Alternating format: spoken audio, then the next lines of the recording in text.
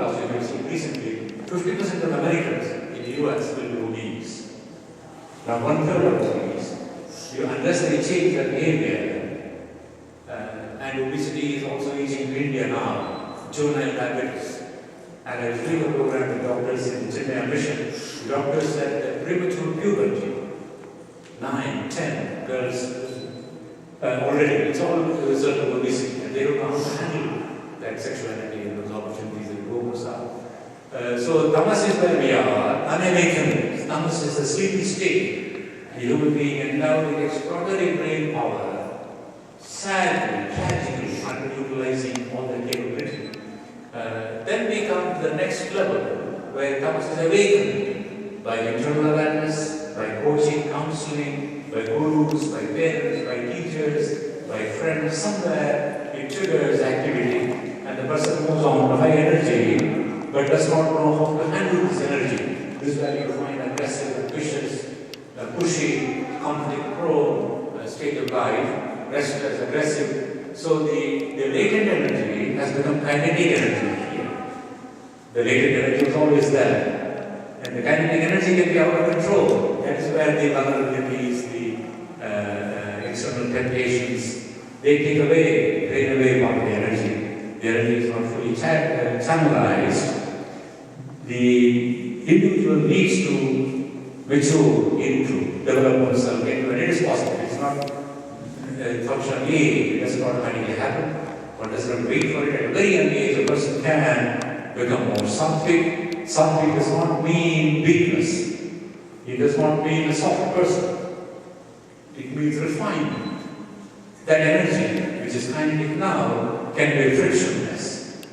Instead of a steam engine, which is working at 40% energy efficiency, can become diesel, electric, and become as efficient as possible between input and output. And that person is calm. The Rajasic person is always agitated, restless. But it's not the calm of the tamas, it's not the, but calm, caring, highly productive, highly effective. Because it is frictionless, the energy output ratio is very positive. The input output ratio is very positive in such a person. So it gives a model of how we can manage our behavior. For those 4 life goals, the best combination is sattva and rajas. And the Gita taken from the Vedas, is a beautiful phrase, Shanta Rajasam. There should be rajas, subject energy and aggression. Then we pacify it nicely into constructive, productive, frictionless operation. But never go back into the tamasic state. The sattvic person will be confronted by tragedies, by failures, problems. Everybody is lying. Kalidasa puts it beautifully in Chandraman. Niche Gachati, Uparijata Chakra Nirvikramena. In everybody's life, Kalidasa poses great for Upamana Kalidasa. Similes are, Kalidasa was the world's expert on simile. Here he uses the cycle, the wheel, like the rims of a wheel which go up and down. Life will go up and down for anybody. Some have Chukadasha early in life, some have it later in life, but we catch up with everybody. There is no one in this world who is exempt from disasters and failures. But the sattvic person is better able to handle it. It will not break him. It will not paralyze him. It will not make him bitter. It will ennoble that person. Tragedy is the one that purifies the human being. So next model. Then I can take the karma. This is very, very important in modern industrial civilization. And because all of you live in North America, which is highly competitive, innovative, constant disruptive new technologies and products are coming. So work is very important here. Karma. This is not the wrong interpretation of karma theory by some people in Buddhism and some of the Westerners who have a partial understanding of it. We are not here talking about the faith only. That is part of the karma philosophy. Here we are talking about work. Karma is work. Yoga karma is ausharam. The question is that what is yoga? Yoga is to do work efficiently. Our philosophy always said that don't do shoddy work. Don't do adequate work. Do your best. Chanda hai will not work. So here we talk about when you do work, we need to distinguish between objectives and goals, results and rewards. There are three separate things. At the beginning of work, you must have clear objectives and goals. What is the output required of this work? What am I working for? So the Gita does not say don't worry about results. You must start with objectives and goals, and you put all your energy into objectives and goals, the chances are the results will match your original objectives. The results come at the end of the karma, objectives stand at the beginning of the karma. And if you do the karma well, the objectives will either equal or exceed. You should have positive variances rather than negative variances. But even if you have negative variances, because you have an ambitious objective, it should not be a serious negative variance. Minus 3 to 5% is okay, not minus 10, minus 15%. And there is a correlation between results and rewards. Normally, in most organizations, there is a reasonable amount of dharma.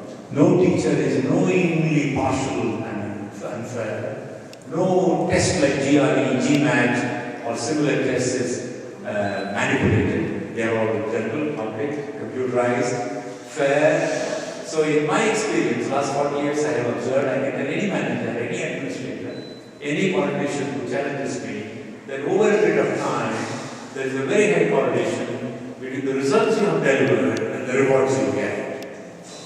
Any unfairness is temporary.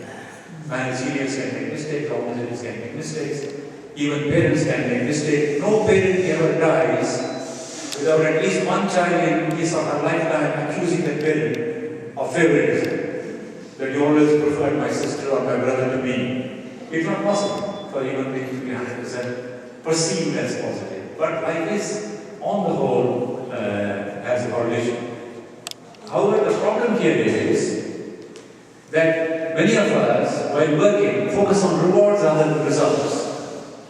So the worry about whether I will get my reward takes away the energy from the work. And it acts as a self-fulfilling prophecy. It's a negative self-fulfilling prophecy. I worry about my reward, therefore my energy goes into worrying about reward, my results are lower, therefore I get lower reward. QED, unconsciously, I am working for lower reward rather than higher rewards. Because I am worrying about rewards.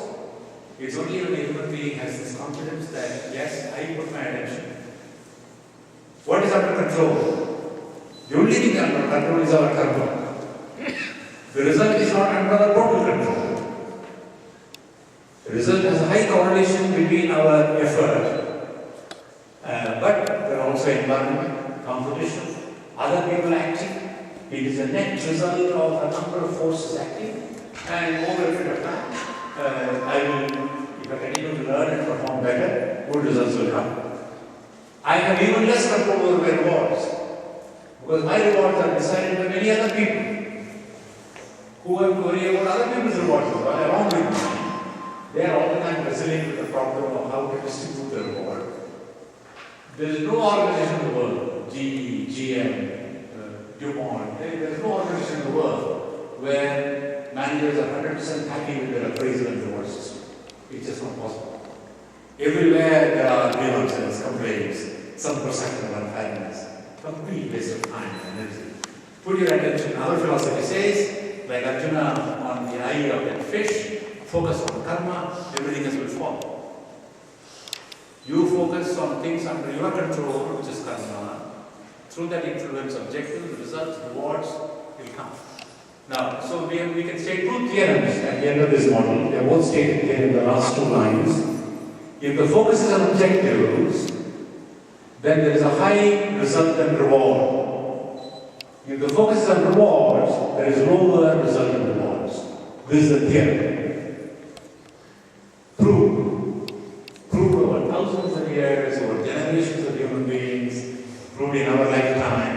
As therefore no need to fight with it, question it. We simply follow this inexorable logic. It's an axiom. Focus on work, the rewards will follow. Next one. Karmanyavadikaraste ma parishudajana. That is the shloka here. The single most important shloka in the Gita for young people. For older people, there are later shlokas for jnana, bhakti, and so on. But early in life, this Karma Yoga shloka, it does not deny results, it does not deny reward. counsel, focus your energy on the work. Everything will follow. Then we come to energy. So we have to manage 4 things in life, which I am highlighting in this model: objectives, our set of objectives, our behavior between sattva, rajas, and tamas, our focus on karma, and finally our focus on our energy, how we use our energy. I mentioned it briefly at the very beginning. Our general preoccupation is action. This is called the activity track. We are busy throughout the day, exhausted at the end of the day. There are days where we have not been so busy, but we want to be very happy because we have done the key things, essential things, the important things, and done them efficiently. IQ is not a problem. IQ is very high. The Indian race is one of the most intelligent in the world, simply because of its history. Long years. This evening I am speaking for a few minutes at the end of the dance performance at their request. This goes back to Bharadamuni, Natishastra. This is not something new. This tradition is so knowledge about dance, music, art, architecture, temple building, engineering, bridges, canals is very extent in the Indian civilization. You go back to the Mahabharata times, Ramayana times, come to Yudhishthira, come to Ashoka, modern times, Vijayanagara, Vishwesvaraya. The knowledge is not a problem. The problem is EQ, emotional quotient, we all know by now. We accept the same Indian ideas and they come through Western psychology, with new labels, with new brand names. The ideas are the same. What is most important and weakest in human beings is willpower. There is a lot of Kriya Shakti. Until very old age, everybody cannot do it. But even at that age, the brain is active in many people. My elder sister had a fall. She had a hip replacement therapy. He is the most brilliant, cheerful person. 83. A phone conversation with her is a challenge to me, how to hold up. And there are many people like that, actually, in our families. So knowledge is not a problem. Willpower is the issue. Doing the right thing, avoiding the wrong thing, going for opportunities, avoiding vulnerabilities, avoiding temptations, utilizing strengths. That takes willpower. The knowledge we have, that is not a problem. The energy we have, we consume too much, 2,400 calories per day. There's plenty of food going into the system. Depending, there is overeating. The body spends more energy digesting than actually doing the work. So we have to eat selectively. So what are the implications? Strengthen your will. That is the topmost priority. That is where they had this yoga, meditation, fasting. All of it to strengthen the willpower over the body, the mind over the body. Increase your learning lifelong. Don't stop with your BA, BBA, law, whatever qualification. Continue to learn throughout life. And then prioritize and take the right action. So will number 1, knowledge number 2, action number 3 is the real priority. Next. This is my last slide. This is a framework, a flow chart on how we can manage our lives. The vision is well-being. Ideally, I would have liked to do this session in a very interactive manner. We had a half-day workshop with a smaller group. I would have done all of this not by talking, but by asking questions. For example, one question is, right now, I'll leave a question with you. We will not have to debate it. Wealth and well-being, are they the same? Are they different? If so, what is the difference? Many newspapers and magazines now have supplements called wellness, the whole concept of wellness. The pharma industry says no longer about medicine, but about wellness. So our ultimate objective is to achieve Ananda. That is the highest state of human being. Joy. A state in which there is no regret, there is no shortfall, there are no grievances, there are no complaints.